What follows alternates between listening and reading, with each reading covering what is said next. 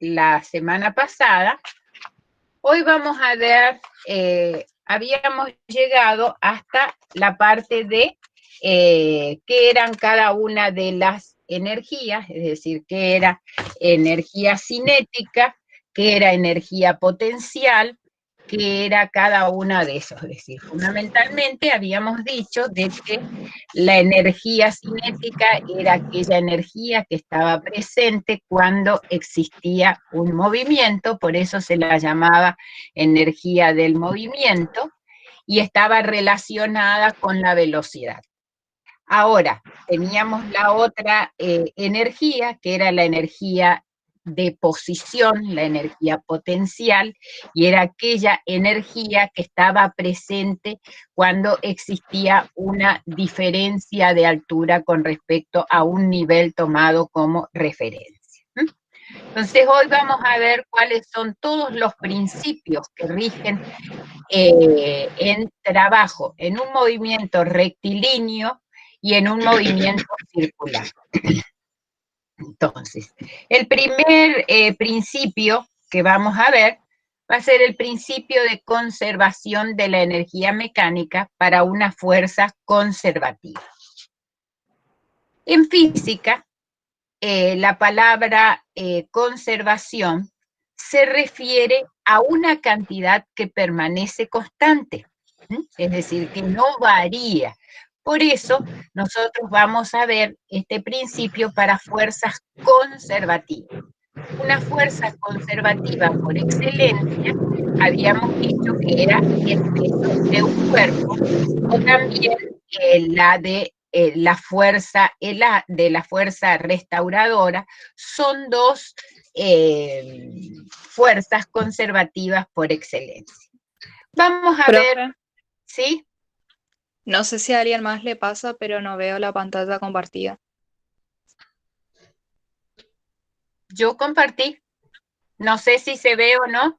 No se ve, no, Emilce. ¿No? No, yo creí que no compartiste todavía, no se ve. A ver, espera, empiezo otra vez. Claro, yo creí que estaba haciendo una presentación, una introducción nada más de verbal. Espera. Sí. Yo creí que era la introducción. Ahí. Sí. No. A ver, ahí. ¿Y ahí? No. ¿No se ve? No se ve. Qué raro. Salí de pantalla compartida y volví a comenzar otra vez.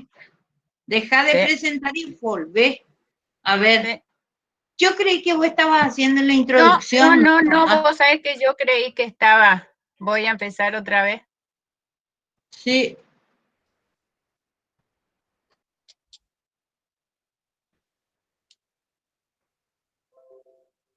Ahí empezó. Ahora sí, profe.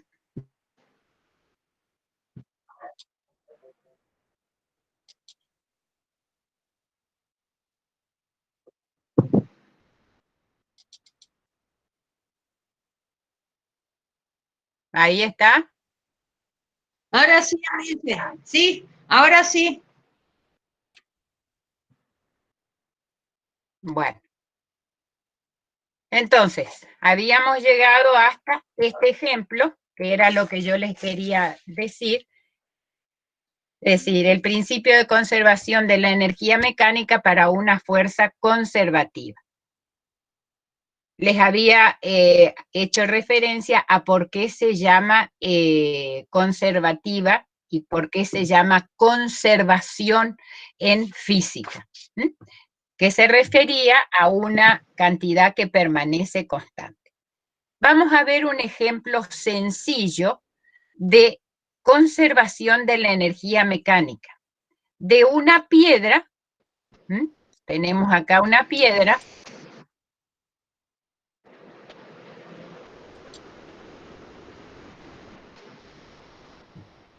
que se deja caer desde una cierta altura h, bajo la acción de la gravedad, es decir, por caída libre, despreciando toda resistencia del aire. En el instante que se suelta, o sea, en esta posición, la piedra inicialmente posee la máxima energía potencial.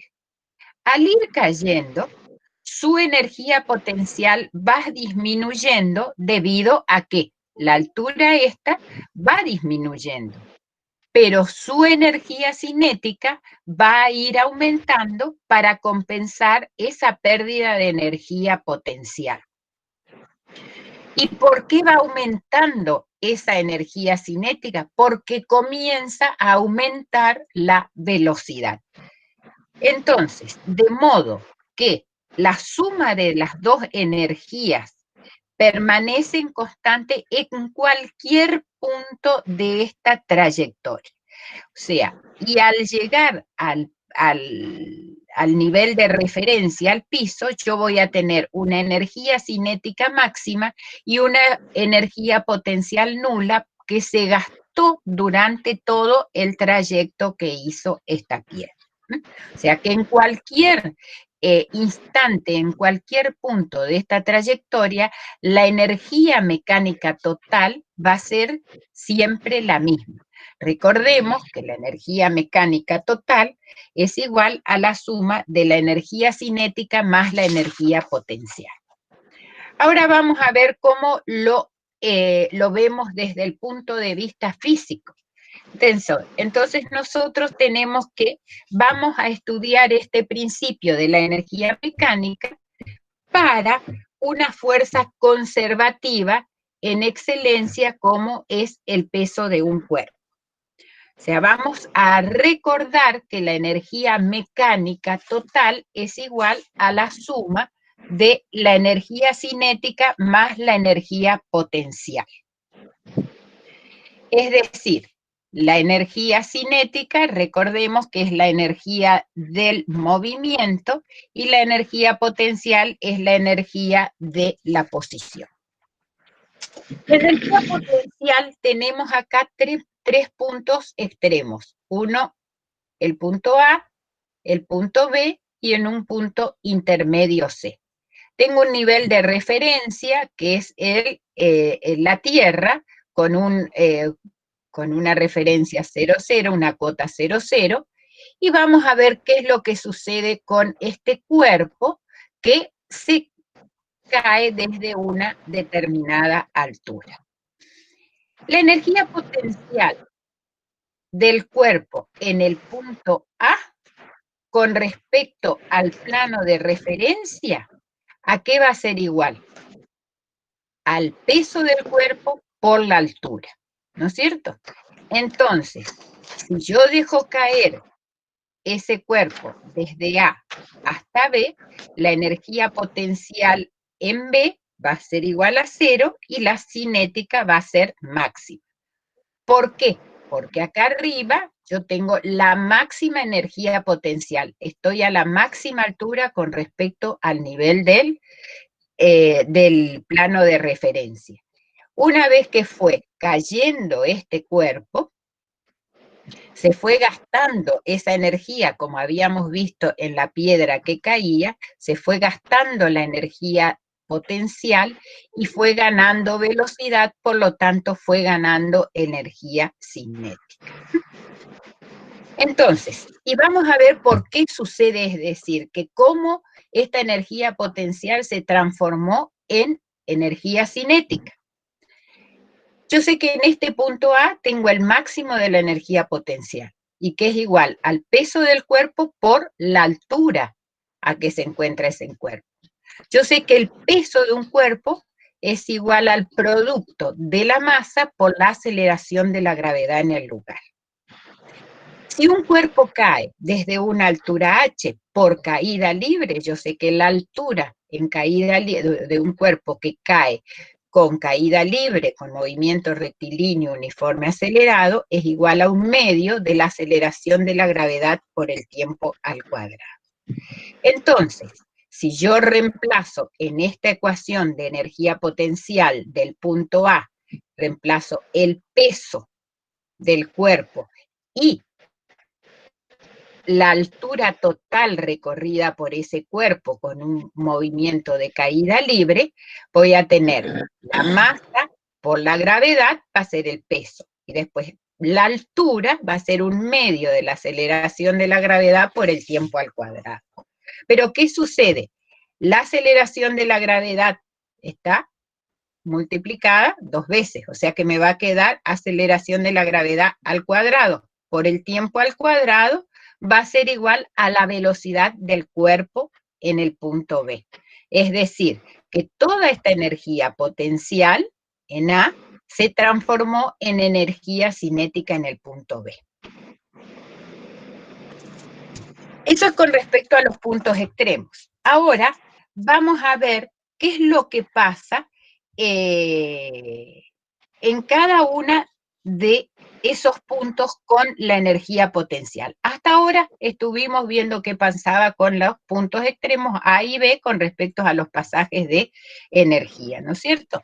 Ahora vamos a ver qué pasa con la energía mecánica total. La energía mecánica total nosotros dijimos que es igual a la suma de la energía cinética más la energía potencial. Si estamos en el punto A, nosotros acá tenemos que la energía potencial en el punto A es igual al peso del cuerpo por la altura, es decir, la máxima energía potencial que tiene en ese punto. O sea que va a ser igual a la masa por la gravedad por la altura. ¿Tengo energía cinética acá? No, la energía cinética es cero. ¿Por qué? Porque no existe la velocidad. La velocidad en este punto es cero. Por lo tanto, la energía cinética en este punto es igual a cero. Entonces, la energía mecánica total va a ser igual al producto de la masa por la aceleración por la altura, es decir, a la máxima energía potencial, más cero porque estamos con la energía cinética que es cero. Por lo tanto, la energía mecánica total es igual a la masa por la aceleración por la altura máxima que tiene. Si estamos en el punto B, vamos a ver qué es lo que pasa. En el punto B, ¿cómo tengo la potencial? ¿Existe altura? No. Estoy a nivel plano de referencia. Por lo tanto, la altura es igual a cero. ¿Energía cinética tengo? Sí. La energía cinética en B va a ser igual a la máxima energía cinética en ese punto, que es un medio de la masa por la velocidad al cuadrado. ¿Por qué? Porque ese cuerpo cayó desde este punto a este punto y fue aumentando esa velocidad. Yo sé por caída libre que la velocidad de un cuerpo en caída libre es igual a 2 veces la aceleración de la gravedad por la altura, la raíz cuadrada de ese producto. Si yo reemplazo esta velocidad de B en esta ecuación de energía cinética máxima, me va a quedar igual a un medio de la masa por la raíz cuadrada de B al cuadrado, que había dicho que era 2 veces G por H al cuadrado elevado al cuadrado. Cuadrado con raíz simplifico, y fíjense, este 2 se simplifica con este 2 y me queda que la energía cinética en B es igual a la masa por la aceleración por la altura. ¿Qué quiere decir? Vamos a ver qué sucede con la energía mecánica en ese punto. La energía potencial en ese punto es cero. Y la energía cinética es igual al producto de la masa por la aceleración de la gravedad por la altura. Es decir, fíjense que en estos dos puntos extremos, la energía mecánica total se conserva. Ahora vamos a ver en este punto medio, qué es lo que sucede en el punto medio con respecto a la energía mecánica en C. En la energía mecánica en C, lógicamente voy a tener una altura y voy a tener una velocidad. O sea que en ese punto voy a tener las dos energías, cinética y potencial. La energía potencial en C, ¿a qué va a ser igual? A la masa por la aceleración por la altura H2, ¿no es cierto? La altura que tiene que recorrer el cuerpo. Y la energía cinética en C va a ser igual a 1/2 de la masa por la velocidad al cuadrado de C. Entonces, yo reemplazo esto y digo que la velocidad en C va a ser igual a la 1/2 de la masa por 2 veces G por H1, porque es la cantidad que tiene que caer. Entonces, si yo sumo estas dos, fíjense que me queda M por G por H1, M por G por H2. Saco factor común, la masa por la gravedad, sumo las dos y la suma de H1 más H2 que me da la altura total. Es decir, que en este punto extremo también tengo que la masa por la gravedad por la altura es la energía mecánica total. Por lo tanto, como conclusión de este principio, podemos decir que para fuerzas conservativas se cumple el principio de conservación de la energía mecánica, porque en cualquier punto de la trayectoria vertical, la energía mecánica es constante e igual a la masa por la aceleración de la gravedad por la altura. ¿Está? ¿Alguna duda con respecto a esto? Bueno, ahora vamos a ver el teorema de las fuerzas vivas. Yo les puse esta diapositiva. No es la misma que ustedes tienen en el apunte, pero es el mismo concepto. Es decir, que yo acá voy a llegar al mismo resultado. No es necesario, si a ustedes se les da este tema en teoría, que hagan todo el desarrollo. Tienen que dar un gráfico, tienen que hacer un enunciado, poner qué es lo que pasa y cómo llegarían finalmente a esta ecuación. O sea, eso es lo que quiero que ustedes les quede claro. O sea, nosotros, lógicamente, hay temas que son importantes en teoría que necesito de un pequeño desarrollo matemático, pero fundamentalmente el parcial de teoría, nosotros vamos a preguntar muchos conceptos. Hay temas como en estática, como en cinemática, como en dinámica, que necesitan un pequeño desarrollo matemático. Eso sí, no todo, pero para decir de qué se trata, hay veces que nosotros necesitamos de la matemática y de la álgebra para llegar a ese concepto.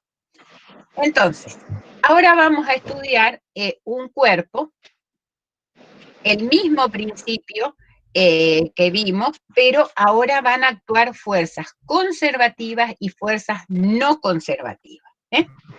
Entonces, fíjense, acá yo tengo una trayectoria curvilínea y que comienza en este punto A y termina, tomo este diferencial de arco del movimiento de este cuerpo en estos dos puntos extremos. Tomo en este punto una fuerza. Esa fuerza, ¿cómo es? Esa fuerza es tangencial en dirección al movimiento. Yo sé por el principio de masa que la fuerza ¿a qué es igual? A la masa por la aceleración, ¿no es cierto? O sea, y la aceleración ¿a qué es igual? A la derivada de la velocidad con respecto al tiempo. Entonces, ¿cuál va a ser el trabajo que va a realizar esta fuerza para realizar ese desplazamiento diferencial de S? Va a ser igual, el diferencial de trabajo va a ser igual al producto de esta fuerza tangencial por el diferencial de desplazamiento. Reemplazo a lo que yo había puesto acá, que era la fuerza, que era la masa por la variación de la velocidad, la derivada de la velocidad con respecto al tiempo, y me queda masa por derivada de velocidad con respecto al tiempo por el diferencial del desplazamiento. Fíjense, acá, diferencial de desplazamiento con respecto al tiempo, que es la velocidad. O sea que acá me quedaría masa por velocidad por diferencial de velocidad. Entonces, si yo, este es un trabajo elemental, acuérdense cuando vimos al comienzo a qué era igual un trabajo elemental. Y ahora yo quiero saber cuál es el trabajo total que realiza ese cuerpo para ir del punto A al punto B. Entonces, ¿qué tengo que hacer? Tengo que decir que el trabajo total va a ser igual a la integral entre los puntos extremos inicial y final de la fuerza tangencial por ese desplazamiento. La masa es constante, resuelvo esta integral y me queda que el trabajo de fuerzas conservativas y no conservativas es igual a ¿qué cosa? A la variación de la energía cinética en esos dos puntos extremos. Es decir, esto es lo que se conoce como el teorema de las fuerzas vivas o el teorema de trabajo y energía cinética. Y que dice que el trabajo de la resultante de todas las fuerzas exteriores es igual a la variación de la energía cinética.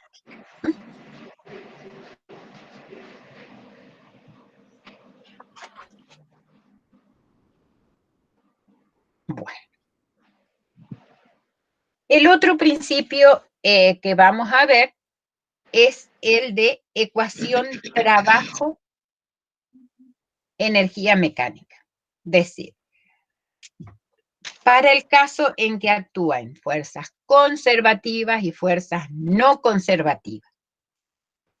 Nosotros sabemos que la resultante de todas las fuerzas es igual a ¿qué cosa? A la suma de las fuerzas conservativas más las fuerzas no conservativas. Entonces, el trabajo de esa resultante de fuerzas va a ser igual al trabajo de las fuerzas conservativas más el trabajo de las fuerzas no conservativas.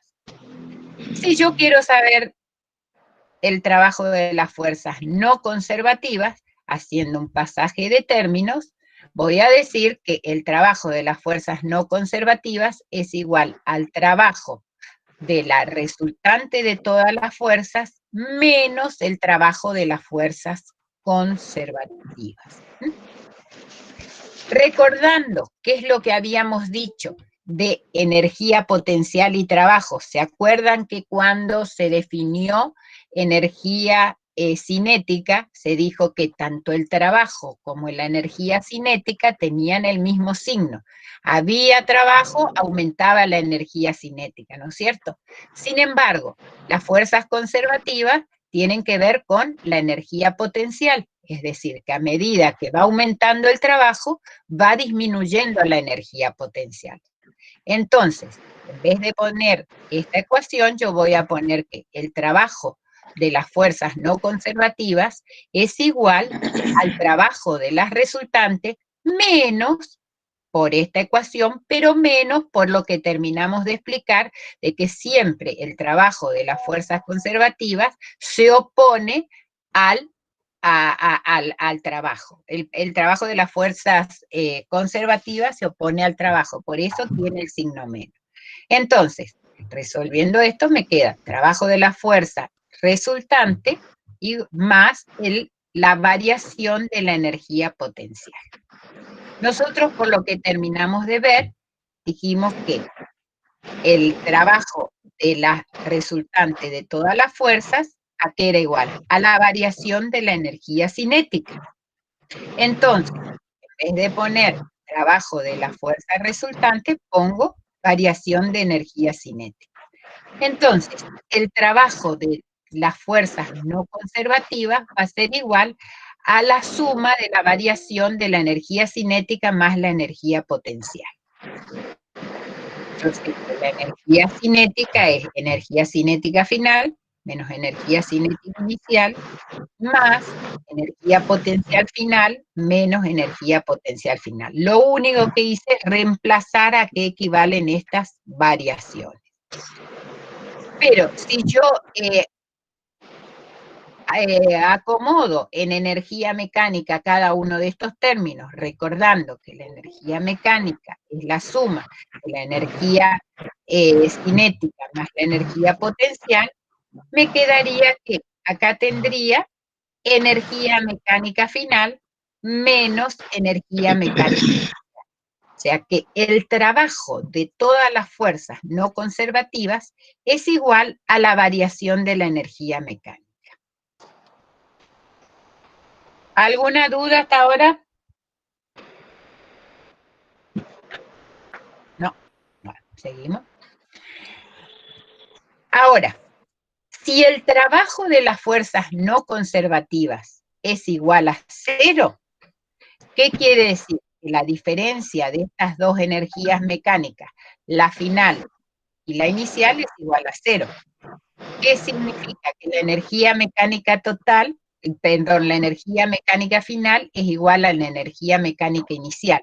Es decir, la energía mecánica es constante, que volveríamos a lo que habíamos dicho en el principio de energía potencial, cuando vimos la piedrita o el libro, y decir que la energía mecánica no se crea ni se pierde, solamente se transforma. Ahora, ¿qué va a pasar si nosotros tenemos la fuerza de rozamiento? La fuerza de rozamiento es otra fuerza que genera cambios con respecto al trabajo. Y esa fuerza de rozamiento es una fuerza externa y realiza siempre un trabajo negativo, porque es el sentido contrario al desplazamiento de ese cuerpo. Entonces, si yo tengo el trabajo de todas las fuerzas no conservativas, acá voy a tener el trabajo de la fuerza de rozamiento. Va a ser igual a la variación de la energía cinética más la potencial. Entonces, el trabajo de las fuerzas no conservativas va a ser igual a la suma de la energía cinética, la variación, más la energía potencial, la variación, más el trabajo de las fuerzas de rozamiento.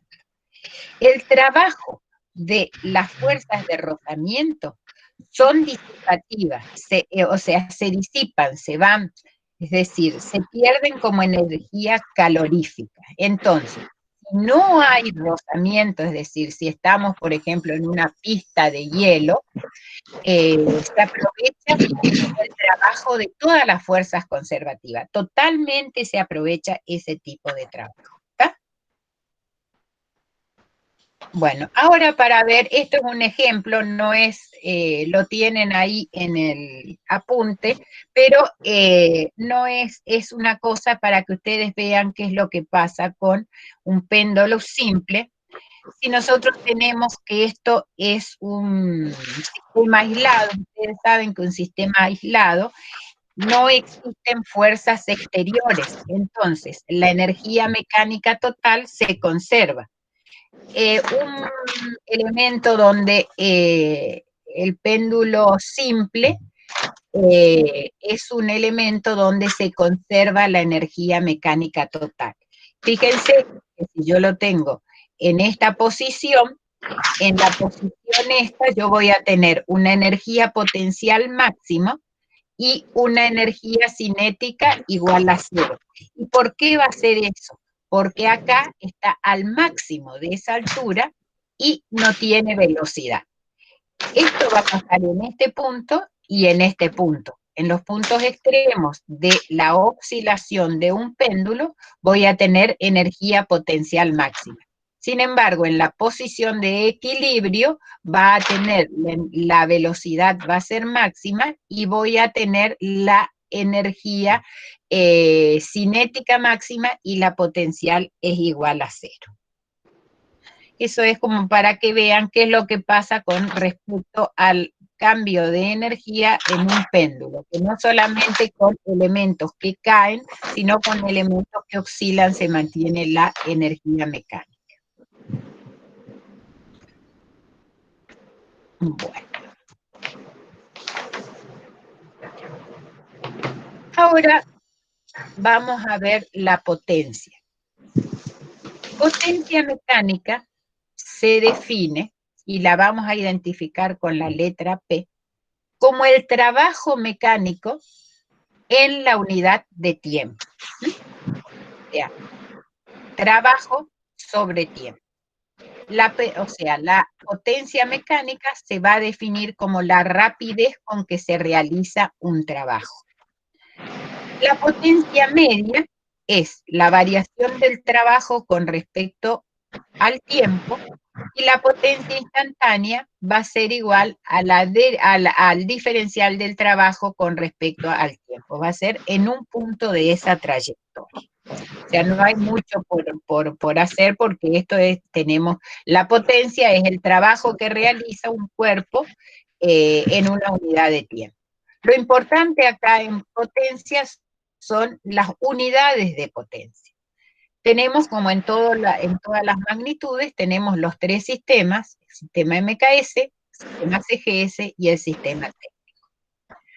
La potencia nosotros dijimos que es el cociente entre el trabajo realizado y el tiempo que lleva para realizar ese trabajo. El trabajo en el MKS, su unidad es el joule, y el tiempo va a ser el segundo, que me da como unidad de potencia el watt o vatio.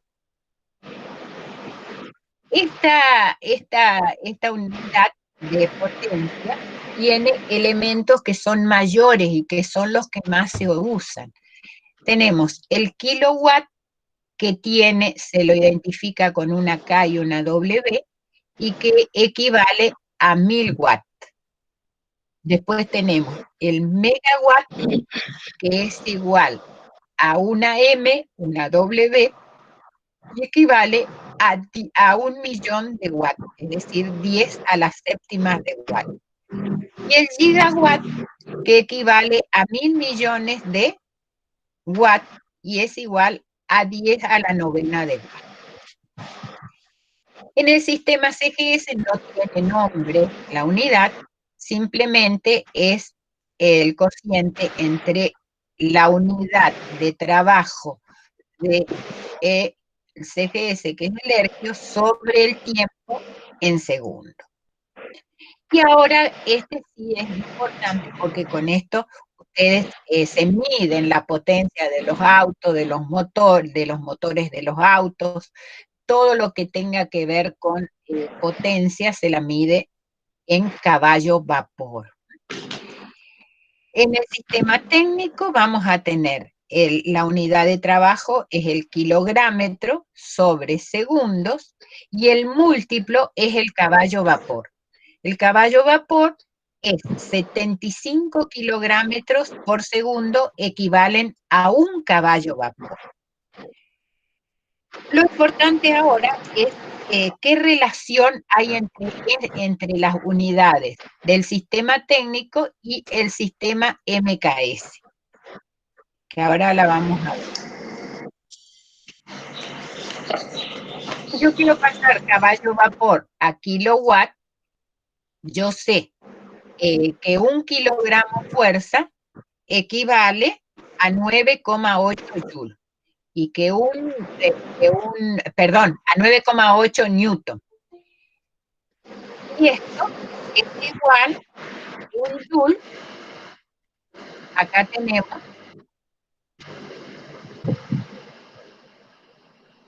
un joule. Acá yo reemplazo, en vez de kilográmetro, pongo 9,8 newton por metro, que es un joule sobre segundo. O sea que yo digo que un caballo vapor equivale a 735 joules sobre segundos. Es decir, joules sobre segundos es igual a 735 watts. Si un caballo vapor es igual a 735 watts, un caballo vapor es igual a un poquito más de la mitad de 1 kilowatt, a 0,735 kilowatts. Una unidad que es muy importante y que se utiliza es la técnica, el kilowatt hora. Es una unidad de trabajo y es la potencia desarrollada en una hora. Entonces, yo sé que un kilowatt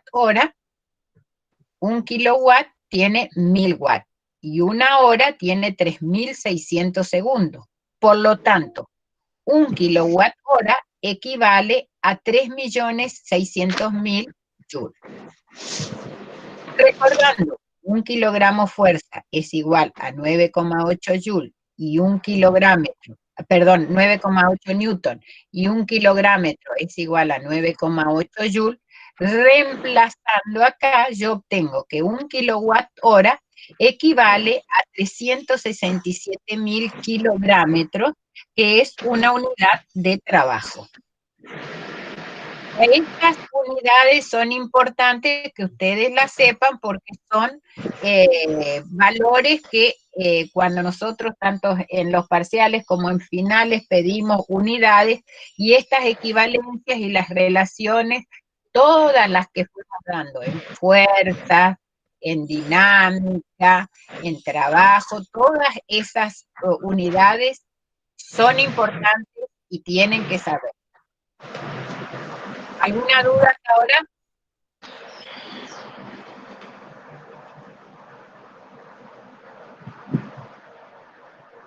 Bueno, ahora, ¿qué relación existirá entre la potencia y la velocidad?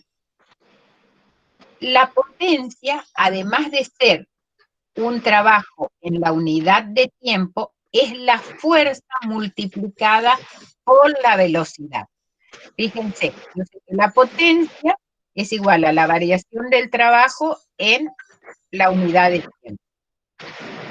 El trabajo aquí es igual al producto de la fuerza por la variación del espacio, por la distancia, como tienen ustedes en el apunte, sobre tiempo.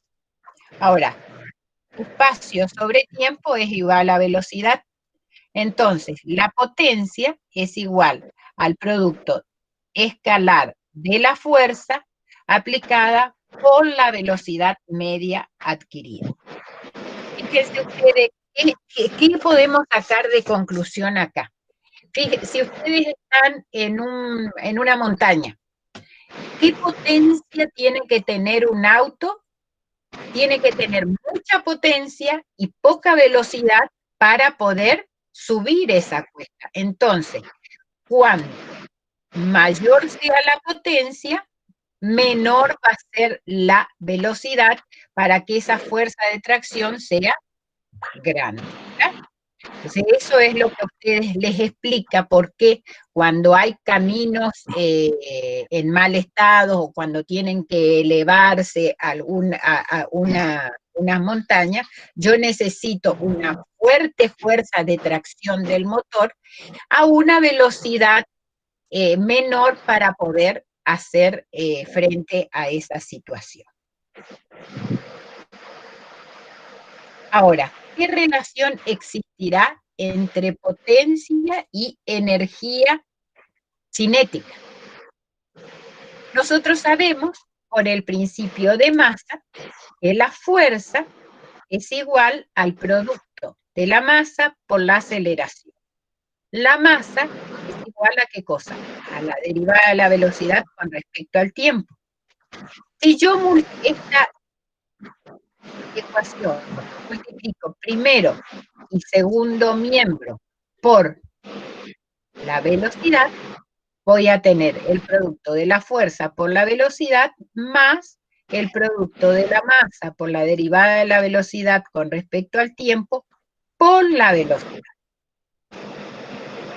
Yo hago en el primer término queda como está, pero hago la derivada de este producto. O sea, el primero derivado por el segundo sin derivar, más el segundo derivado por el primero sin derivar, hago todo eso, y lo que se mantiene constante es la masa. Entonces, realizando todas esas operaciones, yo obtengo que es igual al producto de la fuerza por la velocidad, que yo terminé de decir que era igual a la potencia. Y derivando me va a quedar esta ecuación, un medio de la masa por la derivada de la velocidad con respecto al tiempo. ¿Y qué va a ser eso? La derivada de la energía cinética con respecto al tiempo. ¿Qué quiere decir esto? Que la potencia de la fuerza resultante aplicada a un cuerpo va a ser igual a la variación de la energía cinética con respecto al tiempo, que es lo que recién terminamos más o menos de decir. Ahora, ¿cómo será? Hasta ahora vimos todas las trayectorias son trayectorias rectas. Yo les dije que íbamos a ver también trabajo en el movimiento circular. Si ahora yo tengo, fíjense, ahora tengo una trayectoria de una circunferencia. Tengo un cuerpo que está girando alrededor de un eje fijo que pasa por un centro O. En un determinado instante se aplica una fuerza que es tangencial a ese arco de circunferencia y que se encuentra ubicada a una distancia R del centro de la circunferencia. Nosotros sabemos que el trabajo de la fuerza, cuando el cuerpo gira a una distancia diferencial de arco, va a ser igual. Yo sé que el diferencial del arco con respecto al diferencial del ángulo, ¿a qué es igual? Al radio. O sea, el diferencial de arco va a ser igual al radio por el diferencial del ángulo. Un trabajo elemental es igual al producto de la fuerza por el diferencial del arco. O sea que el diferencial de trabajo va a ser igual al producto de la fuerza por reemplazo, en vez de diferencial de arco, por su equivalente, que es radio por diferencial de tita. Yo sé que el producto de la fuerza por el brazo de momento me va a dar el momento de esta fuerza con respecto al centro de circunferencia de O. ¿Está? Porque el producto de F, que es la fuerza, por la distancia que es perpendicular al punto de giro, me va a dar el momento de la fuerza con respecto al centro de la circunferencia O. O sea que el trabajo elemental en un movimiento circular va a ser igual al momento de la fuerza con respecto al punto O por el diferencial de ángulo. Si yo quiero saber el trabajo total en un movimiento circular, integro y considerando el momento como el momento de la fuerza con respecto a O como constante, me queda que el trabajo total va a ser igual al momento de la fuerza por la integral entre los dos puntos extremos de este arco, de este ángulo, y finalmente me queda que el trabajo en un movimiento circular va a ser el momento de la fuerza por el ángulo barrido. Ustedes recuerden que el trabajo en un movimiento rectilíneo donde hay una traslación va a ser igual a la fuerza por el desplazamiento. En este caso, como tengo una trayectoria curvilínea, circular, el trabajo en un movimiento circular va a ser igual al producto del momento de la fuerza por el ángulo barrido. ¿Alguna duda con respecto a esto? Sí, profe, yo tengo una pregunta. No sé si me escucha bien. Sí, te escucho. Cuando puso en los extremos de integración, tita sub 1 y tita sub 2, eso no entendí. Y tomás un punto inicial, un punto de extremo inicial y un punto de extremo final, nada más. No está acá en el dibujo, pero son dos puntos extremos. Si este es todo el ángulo barrido, acá tengo un diferencial, pero es con respecto a cuánto fue la distancia total que se recorrió en función angular.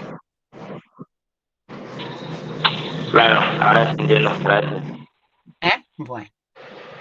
Ahora, qué relación vamos a ver cómo es la potencia en un movimiento circular?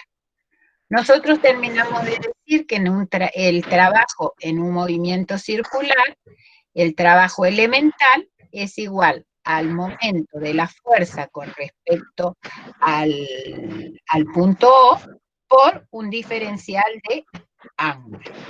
Si yo divido primero y segundo miembro por tiempo, es decir, que a medida que ha transcurrido el tiempo, porque yo vi que la potencia que era igual a la variación del trabajo con respecto al tiempo. Entonces, la diferencial de trabajo con respecto al tiempo me va a dar la potencia. Y el diferencial de arco con respecto al tiempo, que era la velocidad angular. Entonces, la potencia en un movimiento circular va a ser igual al producto de la fuerza por la velocidad angular de ese cuerpo. Fíjense que potencia en un movimiento rectilíneo era igual al producto de ¿quién? De la fuerza por la velocidad adquirida. Y en un movimiento circular va a ser el producto de ¿quién? Del momento de la fuerza con respecto a ese punto por la velocidad angular. O sea, acá no hay mucho. ¿Y cómo será la relación de energía cinética en un movimiento circular? Yo sé que la energía cinética era igual al 1/2 de la masa por la velocidad del cuerpo al cuadrado. Yo sé en un movimiento circular la velocidad lineal a qué es igual al producto de la velocidad angular por el radio. Esta era la velocidad tangencial. ¿Se acuerdan cómo yo la relacionaba? Era el producto entre la velocidad angular y el radio. Ahora, si yo reemplazo esta velocidad lineal en esta ecuación de energía cinética, voy a tener que la energía cinética va a ser el producto de ¿qué? De la masa por la velocidad angular y el radio al cuadrado. Entonces yo tengo que, reemplazando, me queda que el producto de la masa, de la masa por el radio al cuadrado es igual al momento de inercia polar de la masa, y entonces yo voy a decir que la energía cinética en un movimiento circular es igual al producto del momento de inercia polar por la velocidad angular al cuadrado. Es decir, que yo voy relacionando todo lo que había visto en energía cinética y ahora ya cambiando la trayectoria, ahora tengo una circunferencia. Y entonces, ¿quiénes aparecen? Aparece la velocidad angular, aparece el momento de inercia, todos estos elementos que ya ahora son conocidos para esto. Con esto terminamos la parte de trabajo mecánico y energía cinética. Yo no sé si tienen alguna duda. Si no, con esto terminamos la clase de hoy.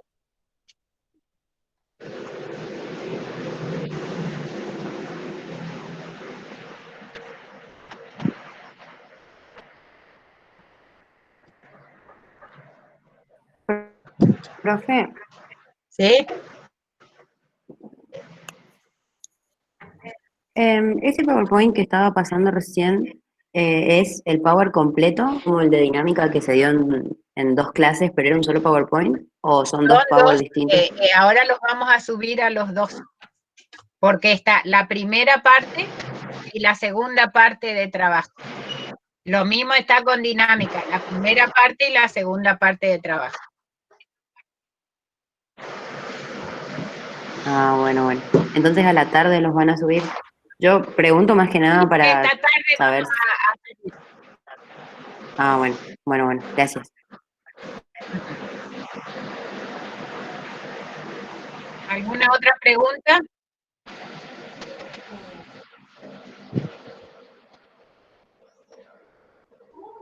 Profe, ¿Sí? ¿puede volver a mostrar la última ecuación? ¿Por qué el medio desaparece? A ver, espera. Espera, ya busco, espera.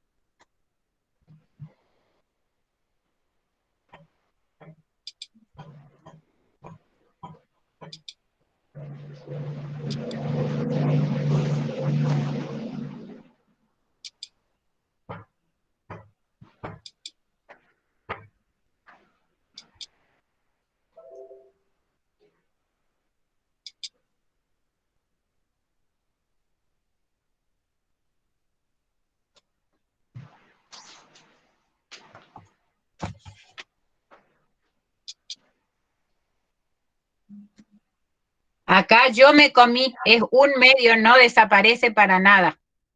Yo me la comí.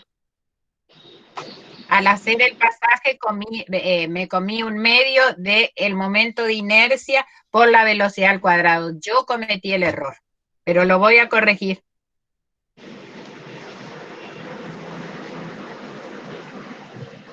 ¿Está? No desaparece para nada. Sí. Gracias. Bueno. Ahora lo corrijo y lo subo corregido. Es eso nomás que me olvidé de poner el medio. ¿Alguna otra duda? ¿Sí? Sí, yo quiero saber si este fin de semana va a haber autoevaluación o no. Ya les vamos a avisar. Ok, gracias. Bueno.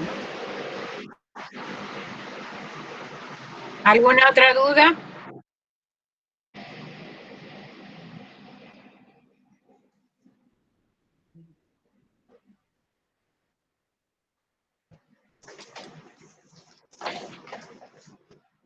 Profe, yo le quería preguntar si nos podría dar un consejo para estudiar todo esto, porque yo estoy viendo muchas fórmulas y muchos desarrollos y por ahí capaz que yo no me da tampoco la cabeza como para estudiar tanto y entenderlo, acordarme de todas las relaciones, de las unidades, todas las relaciones de las fórmulas. Y tenés que ir, cada tema tiene su concepto fundamental y tiene su ecuación fundamental. En base a eso vos vas hilando un conocimiento con el otro. Justamente por eso el programa, nosotros comenzamos con primero magnitudes. Entonces la ingeniera Latorre les presentó todo el abanico de cuáles eran las magnitudes fundamentales, cuáles eran las derivadas. De ahí pasamos a estática. En estática vimos las fuerzas, ¿sí?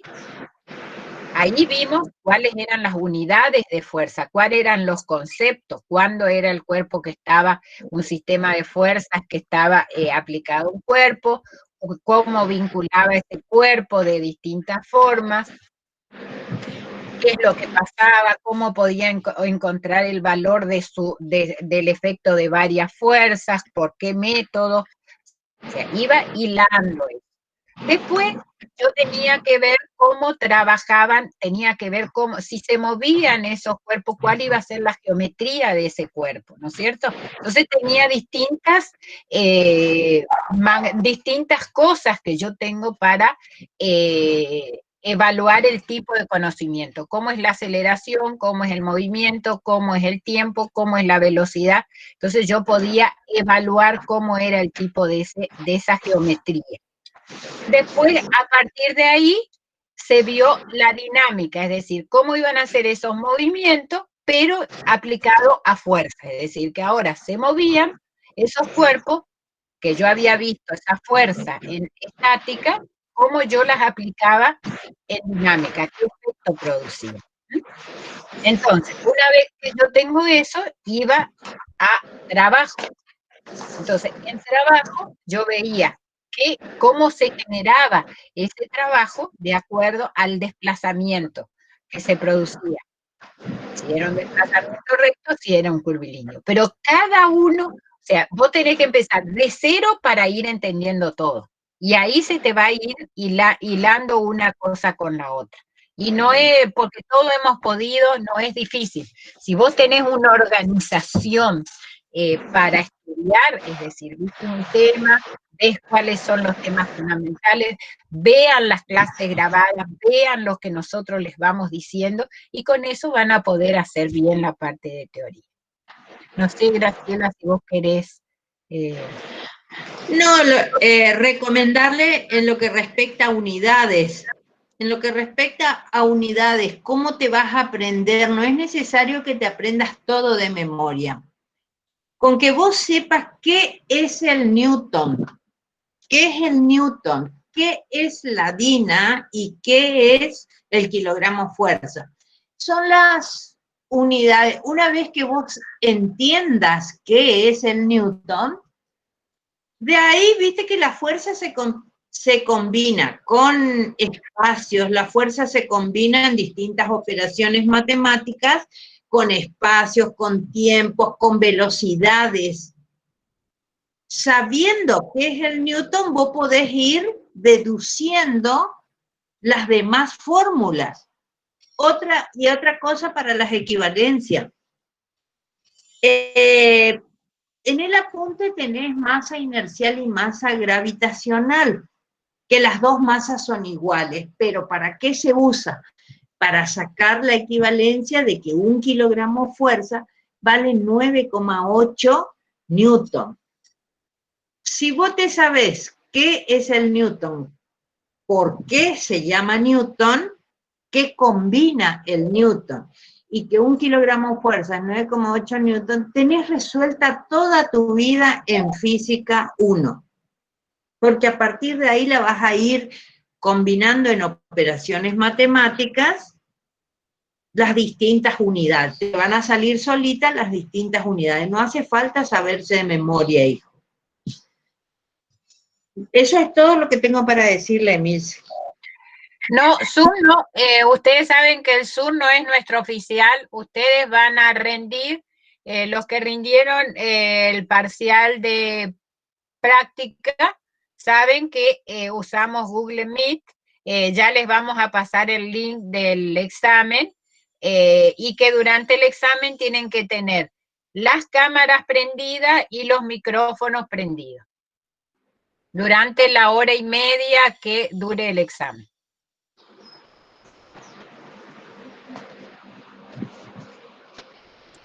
Entonces, profe, va a ser como, o sea, como fue la práctica que descargamos un archivo y son algunas preguntas del tipo reacción. Exacto. Y exactamente. Sí. Ah, muchas Sí. gracias.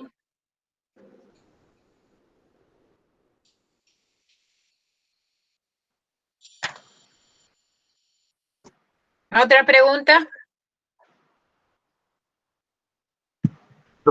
Profe, entonces el parcial va a ser bastante conceptual, digamos. Le pregunto porque yo sé que el año pasado se tomaba justamente como desarrollo de la unidad y era bastante extenso. A eso va mi pregunta para saber si se va a rendir de la misma manera o si va a ser más con preguntas. Va a ser conceptual. Bien, la ingeniera claro. Latorre y yo les repetimos permanentemente, y los que están haciendo la regularización, los que están regulares y están haciendo la promoción de otros años, ustedes vieron cómo fueron los exámenes finales, de esta misma forma van a hacer el parcial.